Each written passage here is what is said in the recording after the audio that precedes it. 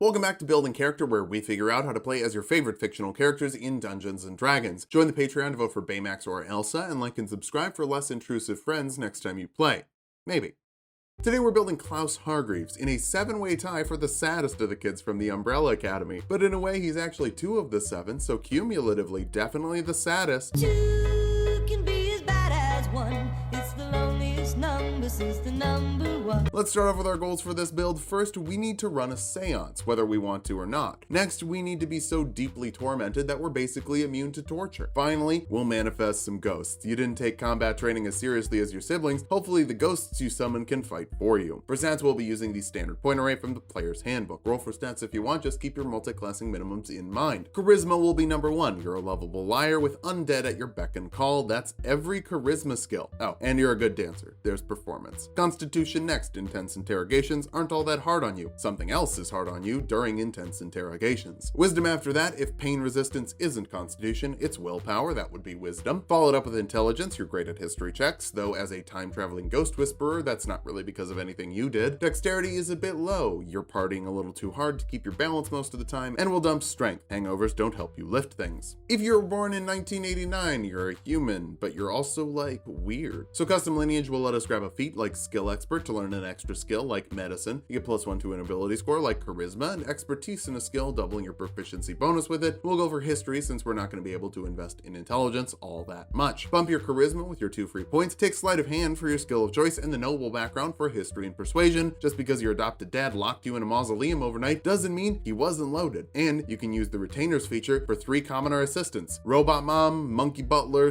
/ decent father figure, and some other third thing if you want. Heck yeah. We'll kick things off as a bard. Not every bard has to be a pansexual party fiend masking deep trauma with a glib attitude, but it doesn't hurt. Neither does 3 skill proficiencies like deception, performance, and intimidation, covering you for any and all charisma abilities. Bards might not be the best fighters, but they're great at cheering on their siblings with bardic inspiration. A number of d6s per long rest equal to your charisma modifier you can give to your allies for attack rolls, ability checks, or saving throws. It's a great reason for your family to bring you along while they run errands. For your cantrips, Vicious Mockery forces a wisdom saving throw on a creature, dealing a d6 of psychic damage if they fail, and giving them disadvantage on their next attack roll. It's really more of a distraction, but the damage is rarely resisted. Turns out every sentient creature hates being dunked on. Mage Hand makes a floating spectral hand that can lift objects weighing 10 pounds or less with your charisma. You could probably use this to start a cult, or at least show off to the cult you started. For first level spells, Charm Person forces a wisdom saving throw on a creature, charming them for an hour if they fail. Now, that's not mind control, they're just friendly and want to help you. Who doesn't love Klaus? Other than, like, a lot of people, I guess. Silvery Barbs might be why, letting you insult someone, making an ability check, saving throw, or attack roll, giving them disadvantage on the roll. Then another creature of your choice within 30 feet of you gets advantage on an attack roll, saving throw, or ability check. If you can't help Diego fight people, you can at least cheer him up by insulting his enemies. Featherfall prevents up to 5 falling creatures from taking falling damage for some ghosts to catch you, so you don't become a ghost. Unseen Servant creates an invisible helper to run errands for you, or type threatening messages to security guards so they think there's a ghost. Could be a fun way to bond with your brother. Second level bards get Song of Rest, letting your allies recover an extra d6 of healing on short rests, maybe sharing a little bit of your feel-good flowers with your siblings. If not, more for you, no worries. You also get Jack of all trades to add half your proficiency bonus to any skill check you're not proficient with. As a childhood superhero, turned drug addict drifter, turned time-traveling Vietnam veteran, turned cult leader, you've done a bit of everything. For this level spell, Heroism makes a creature immune to frightening and gives them temporary HP equal to your charisma modifier at the start of each turn. This will be the perfect interrogation resistance spell since you won't be intimidated and the damage won't hurt as much thanks to the temporary HP. Third level bards can learn second level spells. Calm Emotions forces a charisma saving throw on creatures in a 20-foot radius sphere, either removing the effects of charming or frightening or unhostiling them. It lasts for a minute depending on your concentration. Just keep everyone chilled out. Nobody needs to cause an apocalypse because they were neglected as a child. We can all just hang out.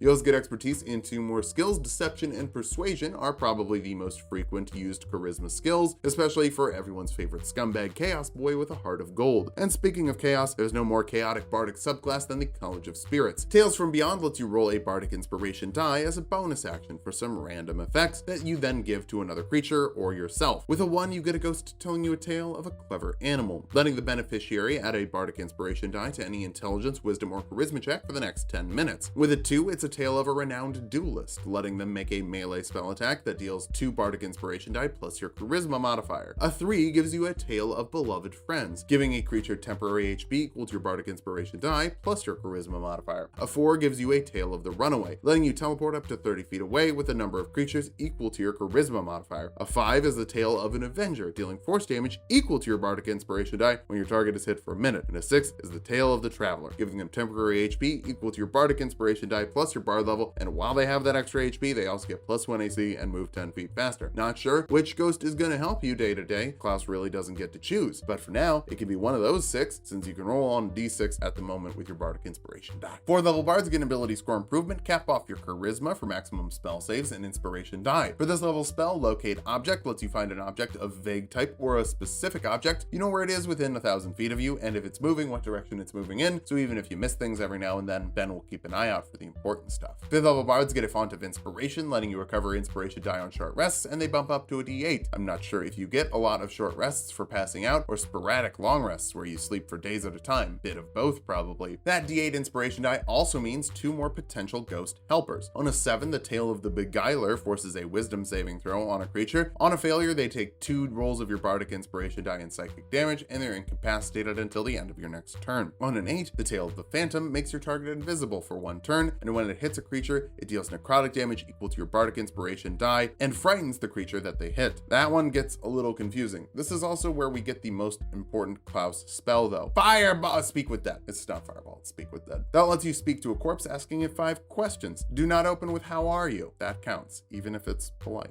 6th level spirit bards can conduct a spirit session with a number of creatures equal to your proficiency bonus. It lasts for an hour, and when it ends, you can choose a spell from any class of divination or necromancy schools that's of the level you can cast and equal to the level of the number of people participated in the ritual. Get the family together and try to communicate with your dad. Maybe he'll give you something good, or at the very least, a decent shave. For this level spell, sending lets you send a message of 25 words or less to a creature on the same plane, or even to another plane with a 5% failure rate. It could help you communicate with spirits on the plane of the dead, or you could just text your sister. She's getting divorced. That's rough. 7th level bards can learn 4th level spells. Phantasmal Killer summons an intangible murderer to hunt down a creature that fails a wisdom saving throw. Failing that, they're frightened and take 4d10 psychic damage at the end of each of their turns. It's supposed to be an illusion, but ghosts? Phantasms? Well, what's the difference? 8th level bards get another ability score improvement. I guess let's go for Constitution. We basically were already done when we capped off your charisma. Constitution will help you concentrate and take a beating or 2. For this level spell, Freedom of Movement lets you ignore effects that would slow you down, paralyze, or restrain you, and you can break out of non-magical shackles with 5 feet of movement. I'm sure one of the ghosts following you around has picked a lock. Just offer them a couple of minutes at the wheel when they bust you out of jail. 9th level bards get 5th level spells. Skill Empowerment gives a creature expertise in a skill they're proficient with, unless for up to an hour depending on your concentration, helping you get better at things that you were already good at. 10th level bard is where we get the ultimate power of Klaus, with expertise into more skills like performance and intimidation. Your bardic inspiration die bumps up to a d10 for 2 more possible ghost stories. On a 9, you're told the Tale of the Brute, letting your target force a strength saving throw on creatures in a 30-foot radius, dealing 3 times your inspiration die in damage and knocking them all prone, half damage, and no prone if they succeed. On a 10, you get a Tail of the Dragon, making a 30-foot cone of fire that forces a dexterity saving throw on creatures inside, dealing 4 times your bardic inspiration die in damage on a failed save, half as much on a success. If all of that weren't enough, you even get magical secrets, letting you learn 2 spells from any spell list, no seance required, other than if you're going with the codename seance, obviously. Levitate lets you lift objects weighing 500 pounds or less. If that object is an unwilling creature, they can make a constitution saving throw to resist. Kind of weird that the ultimate Klaus ability is just getting a piggyback ride from Ben, but Ben's delightful, so that's quite the treat. Summon Undead conjures an undead of a certain type. The stat blocks are in Tasha's Cauldron of Everything. Explaining the whole thing would take a while, and this video is already pretty long. Even though we're done, this is all Klaus can do. He just talks to ghosts and gets help from them, especially from Ben. Kind of makes me sad realizing I'll never get to do Ben since he dies so young. You know what? Let's just do Ben real quick. 1st level warlocks have to choose what gives them powers. If you got tentacles from eldritch horrors that live in your tummy, you're probably a goo fan. That's short for Great Old One Warlock. You get cantrips like Eldritch Blast, firing 3 beams of force damage that deal 1d10 force damage each. If you think only player characters should be allowed to heal, Chill Touch fires a ranged spell attack with a spectral hand that deals 3d8 necrotic damage and prevents the target from healing. For your 1st level spells, Arms of Hadar shoots some nasty scary tentacles, forcing a strength saving throw on creatures within 10 feet of you, dealing 2d6 necrotic damage to those that fail, and they can't take reactions. Half damage and no restriction if they succeed. It's 1-for-1 spooky tentacles. I don't even have a flavor explanation of this one. Cause Fear forces a wisdom saving throw on a creature, frightening them if they fail. Quick flavor explanation. Show them the eldritch horror that lives in your tummy. As a goo boy, you also get an awakened mind, letting you communicate telepathically with creatures within 30 feet of you. I double checked. The text does not say you need to be alive. That's probably implied. side, but if not, just follow your brother around for eternity. Seemed like a good idea when you were 17. Multi-classing spellcasters isn't all that stressful. Just know that your warlock slots recover on short rests and your bard spells come back on long rests. Second level warlocks get invocations, special powers from the stuff in your belly. For me, that's carbs after a workout. For Ben, that's, I'm not sure, it's just tentacles. Agonizing Blast lets you add your charisma modifier to the damage of your Eldritch Blast attacks, giving you one of the most consistent damage options in the game. Eldritch Mind gives you advantage on concentration saving throws. You are always better at focusing than Klaus. For this level spell, Protection from Evil abjures a creature from weird stuff like aberrations, celestials, fiends, fae, and undead, giving those creatures disadvantage on attack rolls against your sibling, and your sibling cannot be possessed, charmed, or frightened by them. Don't put it on Klaus, you might want to steer later. Third level warlocks get to choose a pact boon, which we don't really need, though I think the Pact of the Talisman would be great for the Umbrella family crest, letting you add a d4 to a failed ability check a number of times per long rest equal to your proficiency bonus. Thank God you're mostly using Klaus's skill checks. Ben's charisma is not all that great. You can also learn second level spells here like Hold Person, forcing a wisdom saving throw on a humanoid. Failing that, they're paralyzed for up to a minute depending on your concentration. Wrap them up in tentacles and have Luther hit them with a big punch. Fourth level warlocks get another ability score improvement. Bump your constitution higher for more HP. It would suck to die twice or 3 times. Time travel is weird stuff. For this level spell, Phantasmal Force is like a lesser phantasmal killer, creating an intangible thing that fits in a 10-foot cube. Creatures make an investigation check to see through it, but if they fail, you can make it hit them to deal a d6 of psychic damage. Again, supposed to be an illusion. I think it could also just be a ghost. Fifth level warlocks get another invocation. Repelling Blast lets you push a creature 10 feet when you hit them with an Eldritch Blast, so now you can keep people away from your family. You can also learn third level warlock spells like Fear, forcing a wisdom saving throw on creatures in a 30-foot cone. Failing that, they're frightened of you and have to dash away from you. Just show them what's in your stomach. It's not burgers and fries. Well, maybe it is, but it isn't just burgers and fries. Sixth level goo boys get Entropic Ward, letting you impose disadvantage on a creature attacking you. If they miss, you get advantage on your next attack against them. You can use this once per short rest. It's basically just more specific silvery barbs, but it was in the player's handbook. That's from Strixhaven. Power has creeped a touch. For this level spell, Spirit Shroud lets you surround yourself in ghosts that mess up your enemies, adding an extra d8 cold, radiant, or necrotic damage to your attacks made within 10 feet of you, slowing them down by 10 feet, and preventing them from healing. It lasts for a minute depending on your concentration, and will combine the ghostly powers of Klaus with the tendrily powers of Ben. 7th level warlocks get another invocation. Grasp of Hadar will let you pull creatures 10 feet closer to you with your Eldritch Blasts, but only once per turn, unlike Repelling Blast that you can use on every single Eldritch Blast. You also learn 4th level warlock spells from the Goo list. Ivard's Black Tentacles creates a 20-foot square, forcing a dexterity saving throw on creatures inside and dealing 3d6 bludgeoning damage to those that fail and restraining them. Following that, they can make a strength or dexterity check to get out, but they take another 3d6 every round until they do. It's bigger Arms of Hadar, which is already a pretty straightforward 1-for-1 thing. 8th level warlocks get our last ability score improvement. Cap off your constitution score for plus 18 HP at this point, since that scales retroactively. For this level spell, Summon Aberration is like Summon Undead. Stats are in Tasha's, but it's a little bit stronger of a monster than the undead, and it's a lot weirder. Aberrations are like that. 9th level warlocks get another invocation, and Whispers of the Grave lets you cast Speak with Dead at will. Turns out when Klaus gets closer to his warlock ghost brother, he improves his own powers as well. For your 5th level spell, Hold Monster is like Hold Person without the humanoid restriction. I have no idea what's coming in the 3rd season, but there was already a goldfish that's technically not a humanoid, though you could grapple that with Mage Hand, honestly. Our capstone is the 10th level of Goo for Thought Shield, making your mind impossible to read. You resist psychic damage, and when a creature deals psychic damage to you, they take the same amount. Can you imagine what's inside Klaus's head and Ben's head and both? I pity the person who tries to poke around in there. Yikes. For your final spell, Contact Other Plane is another way to talk to ghosts, letting you contact another plane and ask someone in that plane 5 questions, provided you can pass a DC 15 intelligence saving throw, meaning you've got about a 1 in 4 chance. If you fail, you take 6d6 psychic damage and your brain breaks until you take a long rest. I actually really like how bad you are at this. Klaus takes forever to get in contact with his dead dad. Now that we've hit level 20, let's figure out how viable this build is, or builds are. First, you two have massive charisma and expertise with every charisma check to scare, lie, or charm, or dance your way around town. You've also got Agonizing Blast for one of the most consistent damage options in the game. It's 4d10 plus 20 force damage every single round. Finally, you can take a hell of a beating with maybe over 200 HP depending on how you rolled, also giving you a +5 concentration save with advantage from Eldritch Mind. For weaknesses, you need to be comfortable taking a hit. In character, your AC is 10, best case is studded leather at 12, that's bad. You're also terrible at Contact Other Plane. Your intelligence save is +1, meaning most of the time you use it, you're going to be uncommunicative for the whole day. Finally, you're going to get captured. With no acrobatics or athletics, of grapples will scoop you up and take you away. And then you can murder whoever kidnapped you with tentacles and ghosts. You're just two sweet brothers doing their best, but you're also a bottle full of cosmic horrors. Be nice when you can, be horrifying if you need to. Just keep in touch with your other siblings, otherwise the world might end again. Thanks for watching. If you liked the video, subscribe for more. We make 2 videos every week. Join the Patreon to vote for Baymax or Elsa, and sub to Tulok and Mango for more Tulok fun.